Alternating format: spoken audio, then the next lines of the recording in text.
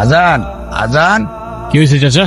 ওনার জামাই খালি মারধর করে, দিন রাত নেশা করে থাকে। আপনি বলেন। বাবা, ঘরে চাল ডাল কিছুই নাই, কানে দুটা দুল ছিল, নিতে আইছে। আমি বাধা দিছি দেখে আমার অনেক মারধর করছে। নেশার টাকার লেগে আমার প্রতিদিনই মারধর করে। একটা কিছু এখন করেন, আমার অনেক অশান্তি হইতাছে। আমি 2 টাক মাল পাঠাইছি, খালি ঝামেলা করে, টাকা দেনা পয়সা দেনা, খালি ঝামেলা করে। কি করবো? এই হ্যাঁ ভাই। নাম কি? কাশেম। কে লেগা? ভাই আমার মারতেছেন কে? কি করছি আমি? নিজের বউয়ের গায়ে হাত তুলতে তোর হাত কাঁপে না? ও আপনাদের কাছে বিচার দিছে? হ্যাঁ, ও আমার বউ, আমি মারিয়ার দড়ি, এ আমার ব্যাপার। যেই মেয়েরে তার বাবা রাজকন্যার মতো বড় করে তোর হাতে আমানতের মতো তুলে দিছে, তার গায়ে তুই হাত তুলিস? এত সাহস তোর কে দিছে?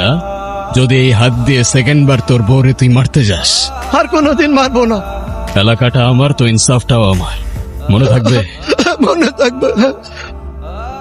চিত্রনাট্যটা মন্দ নয়, আবেগ, ইনসাফ আর মহানুভবতা সবকিছুই একদম নিখুঁত।